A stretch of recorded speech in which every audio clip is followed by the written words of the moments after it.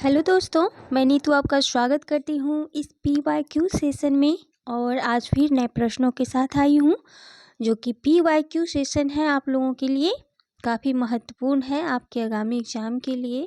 UGC net, BPSC TRE4 और अन्य जितने भी कॉम्पिटिटिव एग्ज़ाम होने वाले हैं, तो सभी के लिए ये महत्वपूर्ण है। तो चलते हैं सीधे प्रश्न के ऊपर, क्योंकि मुझे टाइम लेना सही नहीं लगता है। आप लोगों का इम्पोर्टेंट टाइम है आप लोगों के लिए भी। तो चलिए, वीडियो पर नए हैं तो चैनल को सब्सक्राइब कर लें, बेल आइकन प्रेस कर लें, ताकि हर इम्पोर्टेंट वीडियो आप तक सही टाइम पर पहुंच पाए। चलिए, तो आज का पहला प्रश्न देख लेते हैं क्या है। पहला प्रश्न है आज का, कवि हैं और कृति से संबंधित ये सवाल पूछे गए हैं। सत्यनारायण कवि रत्न का है भ्रमर दूत, भ्रमर गीत, भ्रमर सार। ये जितने भी हैं रचनाएं आपको कन्फ्यूजन में डालने वाले हैं सभी, तो सबको ध्यान में रख के आपको टिक आउट करना है, एग्जाम में ध्यान रखना है, ठीक है। तो भ्रमर दूत जो है ये सत्यनारायण कवि रत्न जी के हैं। जगन्नाथ दास रत्नाकर जी का है गंगा लहरी। और कवि रत्न ये उपाधि है, ध्यान रखना है। इनके उपनाम हैं तो पूछी जाती है, काफ़ी महत्वपूर्ण है, साथ में ये भी ध्यान में रखना है। रामचरित उपाध्याय का है देवदूत, वियोगी हरि का है वीर सतसई, तो ध्यान रखना है। वीर सतसई कवि सूर्यमल मिश्रन की भी एक रचना है। तो देखिए यहाँ पर इंपॉर्टेंट फैक्ट भी है, साथ में ध्यान रखना है। चलिए अगले प्रश्न पे पढ़ते हैं। नाटक है और पात्र से संबंधित प्रश्न है। अंधेर नगरी में नारायण दास का किरदार है। कोर्ट मार्शल जो कि रामचंद्र है इसमें। द्रौपदी नाटक में सुरेखा का किरदार है। कौमुदी महोत्सव में चाणक्य, और ये चाणक्य चंद्रगुप्त में भी नजर आते हैं। अगले प्रश्न की तरफ बढ़ते हैं। कृति और रचनाकार से संबंधित है। भरत मिलाप जो कि ईश्वरदास जी का है। ध्यान मंजरी अग्रदास से संबंधित। रामायण महानाटक है प्राणचंद्र चौहान का। अवध विलास जो कि लालदास का है। अगला प्रश्न है, रचनाकार और कृति से संबंधित है। नंददास का है रूपमंजरी, श्री भट्ट का है युगल शतक, रसखान का है प्रेम वाटिका, काफी महत्वपूर्ण है प्रेम वाटिका, BPSC TRE में इस बारे में पूछी गई है थर्ड में। हरिराम व्यास का है राग लीला। अगला प्रश्न देख लेते हैं। उक्ति और आचार्य से संबंधित ये पंक्ति दी गई है। शब्दार्थ शरीरम तातत्व काव्यम, तो ये दंडी का है। काव्यम गृहम अलंकारात, वामन का है। मुख्यार्थ हतिदोष, मम्मट का है। करोति कृति प्रीति च साधु काव्य निबंधनम, ये भामह का है। तो ये सभी आचार्य और उनकी उक्तियां हैं, भारतीय काव्य शास्त्र से संबंधित हैं, तो आपको ध्यान रखना है, महत्वपूर्ण है, पूछी जाती है, डायरेक्ट नहीं। चलिए अगले प्रश्न पे देख लेते हैं क्या है। उदाहरण और अलंकार से संबंधित है। तो इसी तरह के प्रश्न जो आपके BPSC TRE में पूछे जाते हैं, तो आपको ध्यान रखना है। क्या है कि दृग उर्झत टूटत कुतुब, जुरत चतुर चित्त प्रीति, परिति गांठ दुर्जन ही दई नहीं रीति, तो ये असंगति अलंकार है। तो यहाँ कुटुंब की बात की जा रही है और यहाँ दुर्जन की, तो दोनों में असंगति है, इसलिए असंगति अलंकार यहाँ पर देख सकते हैं। चंचल अंचल सा नीलांबर, तो सा से सी, तो ये क्या है, उपमा दी जा रही है, तो ध्यान रखना उपमा अलंकार है। अगला उसी का है, ऑप्शन अलग है। तो खिला हो जो बिजली का फूल, मेघवन बीच गुलाबी रंग, तो ज्यों त्यों, तो इस तरह की अगर ये शब्दांश आए आपके, तो ये उत्प्रेक्षा ही अधिकांशतः होती है, तो आपको ध्यान रखना है इस छोटे छोटे ट्रिक का। अगला है कि अंबर पनघट में डूबो रही तारा घट उषा नगरी। अब देख सकते हैं तारा घट यहाँ पर सिंबल कुछ है, अंबर पनघट में, तो ये जो है बीच में जुड़ा हुआ, तो अधिकांशतः यह रूपक में ही देखी जाती है, तो ध्यान रखना है। चलिए अगला प्रश्न देख लेते हैं। पंक्ति और कवि दी गई है। कितना अकेला हूँ मैं इस समाज में, रघुवीर सहाय जी का पंक्ति है। पिस गया वह भीतरी और बाहरी दो कठिन पाटों में, मुक्तिबोध अंधेरे में, ये जो है 1964 की रचना है, आपकी UGC नेट के भी सिलेबस में लगी हुई है, तो ये वहीं से पंक्ति उठाई गई है। आगे है कि वे पत्थर जोड़ रहे थे तुम सपने जोड़ रहे हो, नागार्जुन की है, और मैं ही वसंत का क्या हूँ, अग्रदूत। तो ये निराला की पंक्ति है, ध्यान रखना है। अगले प्रश्न को देख लेते हैं। यहाँ पर कवि और जनपदीय भाषा यहाँ पर संबंधित दी गई है। तो जगदीश गुप्त जो है ये ब्रज भाषा से संबंधित है, बंशीधर शुक्ल अवधी से संबंधित है, ईश्वरी जो है बुंदेली से संबंधित है, और सूर्यमल मिश्रण ये राजस्थानी से संबंधित है। तो ये संबंधित कवि हैं। अगला देख लेते हैं। सही सुमेलित करना है, रचनाकार और संबंध जन संचार माध्यम दी गई है। तो उदय शंकर भट्ट जो हैं ये फिल्म जगत से ताल्लुक रखने वाले हैं। इलाचंद जोशी जो हैं ये रेडियो से ताल्लुक रखने वाले हैं।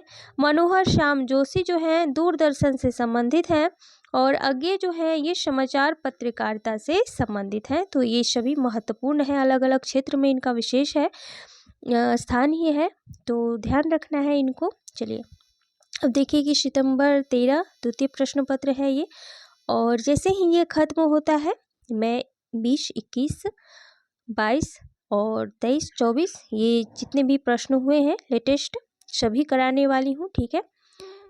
तो काफ़ी महत्वपूर्ण होने वाली है अगला सीरीज। तो चलिए देख लेते हैं। अगला प्रश्न है कि अपभ्रंश को प्राकृताभास हिंदी कहा है, किसने कहा है? तो ये रामचंद्र शुक्ल जी ने कहा है। बहुत ही महत्वपूर्ण है, बार बार पूछी जाती है इस तरह की पंक्तियां जो कि शुक्ल जी से संबंधित होते हैं। ये महत्वपूर्ण फैक्ट है उनके लिए। हिंदी काव्य धारा के संपादक कौन रहे हैं? तो ये राहुल संस्कृतायन जी रहे हैं। आगे है कि हवकी ना बोलेबा ठवकी ना चलेबा धीरे धरीबा पाँव। तो पंक्ति इस तरह की गोरखनाथ की नाथ संप्रदाय के जो संस्थापक रहे इनका देख सकते हैं कि किस तरह की ये पंक्तियां हैं, ठीक है। और इसी तरह की जो पंक्ति एक बार पिछला सीरीज में जो आया था या पैसाची जो था वो भी इसी तरह से कुछ ताल्लुक रखता था आपस में। आगे है अस्त्री जन्म काहे दिधहु महेश अवर जन्म थारे घनारे नटेश। तो ये पंक्ति जो संबंध है विशल देव रासो से संबंधित है, तो ध्यान रखना है। नरपति नाल लिखा हुआ है, विशल देव रासो 1212 की रचना है। आगे है कि कबीर की उक्तियों में कहीं कहीं विलक्षण प्रभाव और चमत्कार है। महत्वपूर्ण कोटेशन है, ये ध्यान रखना है, वेरी वेरी इंपॉर्टेंट है ये। तो ये कथन जो है रामचंद्र शुक्ल जी का है। आगे है कि जोई मुख देखा तई हंसा सुनिते ही आया हूँ आंसू। तो ये पंक्ति जो है जायसी के बारे में कही गई है, और ये पंक्ति किसने कही है? अगर आप अच्छे से पढ़ रहे होंगे तो आपको पता ही होगा, आप जरूर से कमेंट में कीजिएगा कमेंट। चलिए अगला पर देख लेते हैं। कली कुटिल जीव निस्तार हित वाल्मीकि तुलसी भयो कथन है, नाभा दास द्वारा कहा गया ये कथन है। अष्टछाप के संस्थापक कौन थे? तो विठलनाथ थे ये अष्टछाप के संस्थापक। वल्लभाचार्य के जो पुत्र थे विठलनाथ जी। खेती ना किसान को भिखारी को ना भीख बलि बनिक को ना बनीज ना चाकर को चाकरी पंक्ति संबंधित है। तो तुलसीदास कृत कवितावली से ये पंक्ति ली गई है। अगला प्रश्न है कि जहांगीर जस चंद्रिका रचना जो है ये केशव दास जी का है, महत्वपूर्ण है, ध्यान रखना है। वज्रभाषा हेतु वज्रभाष हीना अनुमानो कथन है, रीतिकाल के कवि भिखारीदास का ये कथन है।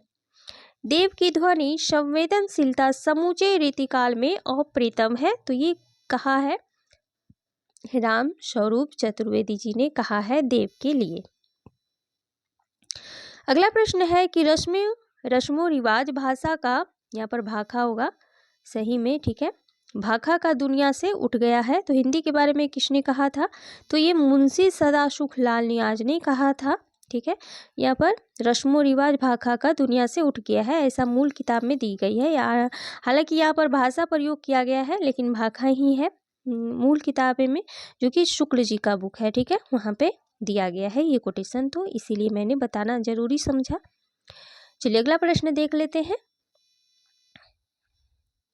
अगला प्रश्न है कि भारतेंदु द्वारा अंग्रेजी से अनुदित नाटक कौन सा है? तो ये दुर्लभ बंधु है, ध्यान में रखना है। उपन्यास मासिक पुस्तक का प्रकाशन शुरू हुआ तो कब से हुआ, तो सन 1901 से, यानी कि 1 से शुरू हुआ है। संपत्ति शास्त्र की भूमिका लेख जो छपा था किसमें, तो ये सरस्वती पत्रिका में छपा था। अगला है कि भारत भारती लिखने में प्रेरणा थी, तो किसकी प्रेरणा थी, तो उर्दू की ग्रंथ मुसद्दे हाली की प्रेरणा थी। और इसमें जो है किस तरह के प्रश्न आगे बने हैं न्यू पैटर्न के आधार पे, वो भी मैं कराऊंगी, ठीक है। तो पहले इस तरह के प्रश्न कर लेते हैं। अगला प्रश्न है कि छायावाद स्थूल के प्रति सूक्ष्म का विद्रोह है, इसकी स्थापना यानी कि किसकी है ये पंक्ति, किसने कहा है छायावाद के संबंध में, तो ये कहा है नगेंद्र ने। अगले प्रश्न को देख लेते हैं कि प्रेम का पयोधी तो उमड़ता है सदा ही निशीम भू पर, पंक्ति है, तो ये छायावादी कवि निराला जी की पंक्ति है। अगला प्रश्न है कि प्राचीन भारत के भाषा परिवार और हिंदी आलोचक ग्रंथ के लेखक कौन है, तो ये रामविलास शर्मा जी हैं। अगले प्रश्न को देखते हैं कि नागार्जुन के उपन्यासों का सही कालक्रम अनुसार पूछा है उनका, तो उपन्यास है रतिनाथ की चाची 1948 ईस्वी, बलचरमा 1952 है, वरुण के बेटे 1956 भी होगा, ठीक है, और कुंभी पाक जो है 1960 की रचना है। अगला देख लेते हैं जीवन काल की दृष्टि से नाटककारों का सही अनुक्रम बताना है, तो भुवनेश्वर जो कि 1910 से 1957 के बीच रहे, मोहन राकेश 1925 से 1972 ईस्वी, सुरेंद्र वर्मा जी हैं 1941 से, और मीरा कांत जो है 1958 के हैं। अगला है हिंदी के मार्क्सवादी आलोचकों का सही काला अनुक्रम पूछा गया है, तो शिवदास सिंह चौहान होंगे पहले, फिर रामविलास शर्मा जी, अमृत राय, और फिर नामवर सिंह आएंगे बाद में।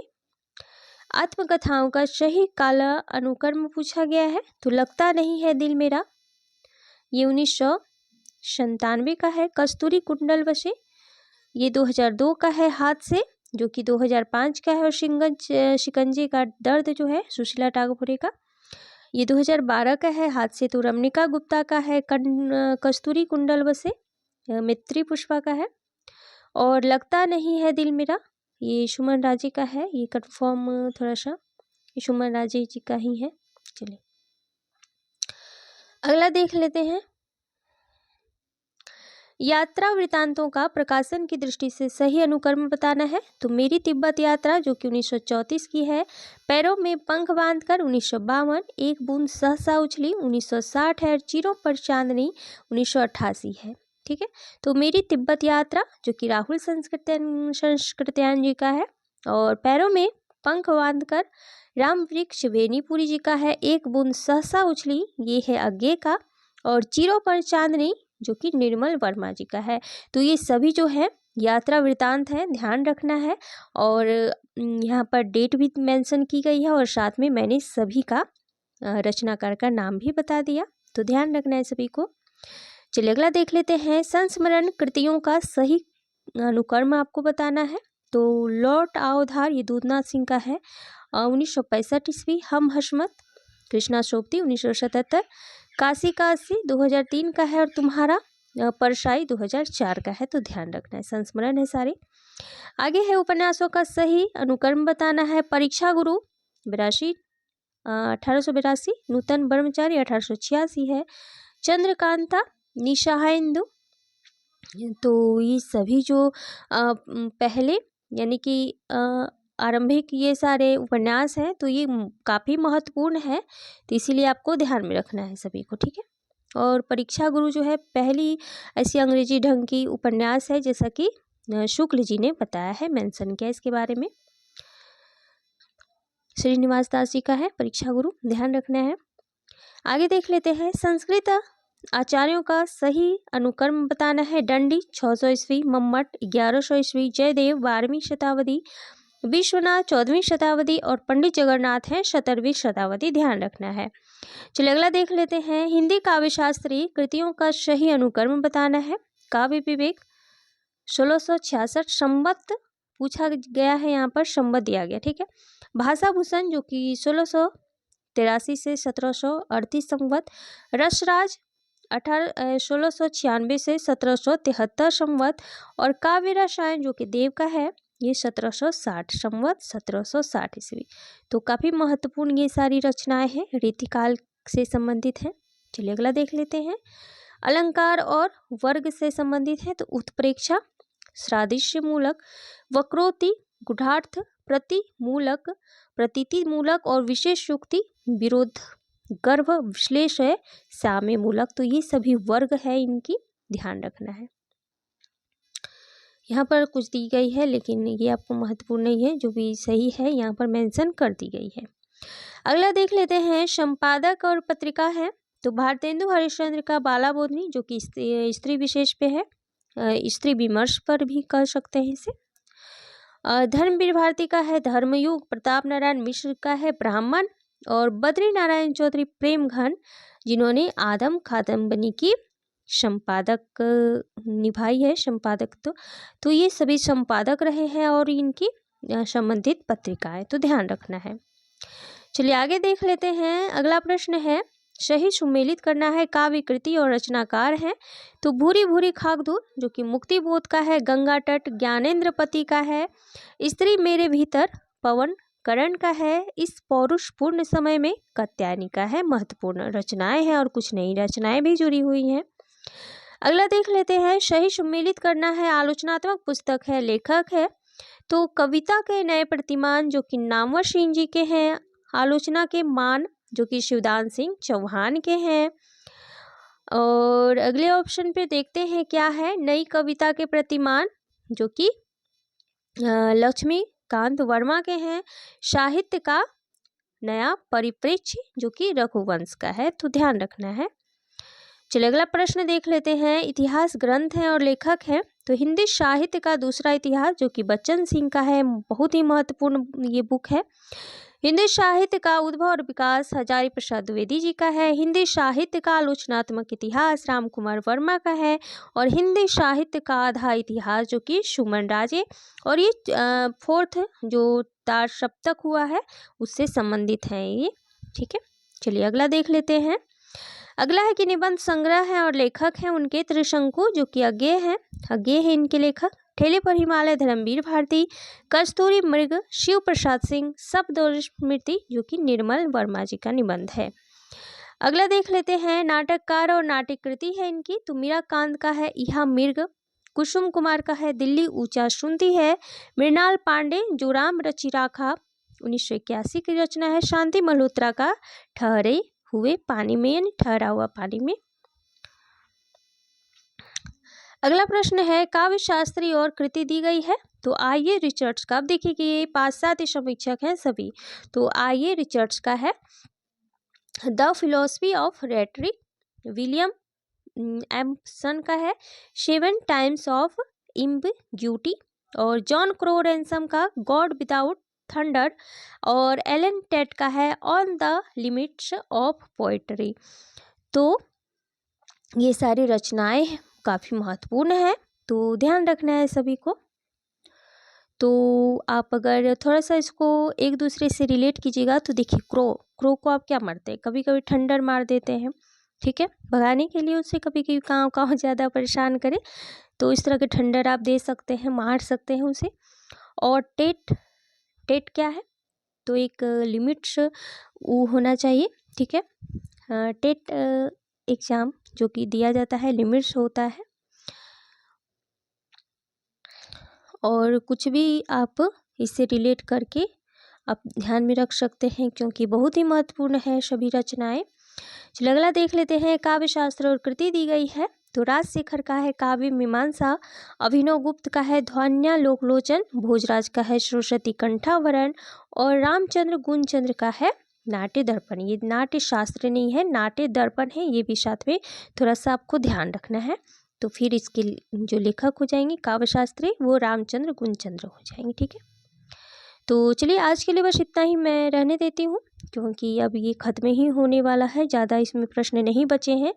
और मैंने बहुत ही पिछला से पिछला ये बनाया है प्रश्न पत्र, शुरुआती तौर पे किस तरह के हो रहे थे प्रश्न और अब किस तरह से पूछे जा रहे थे। तो जिस तरह भी पैटर्न चेंज हो रहा है, तो सभी प्रश्नों को मैंने कराया है शुरू से लास्ट तक, और जो अब लेटेस्ट प्रश्न बच जाएंगे वो भी मैं एग्ज़ाम तक आपका करा ही दूँगी। तो बिल्कुल इस चैनल के साथ आप जुड़े रहें, और फिर मिलती हूँ एक नए प्रश्न के साथ, नए वीडियो के साथ, नए रिवीजन के साथ। तब तक बने रहिए चैनल के साथ। थैंक यू सो मच दोस्तों, फिर मिलती हूँ।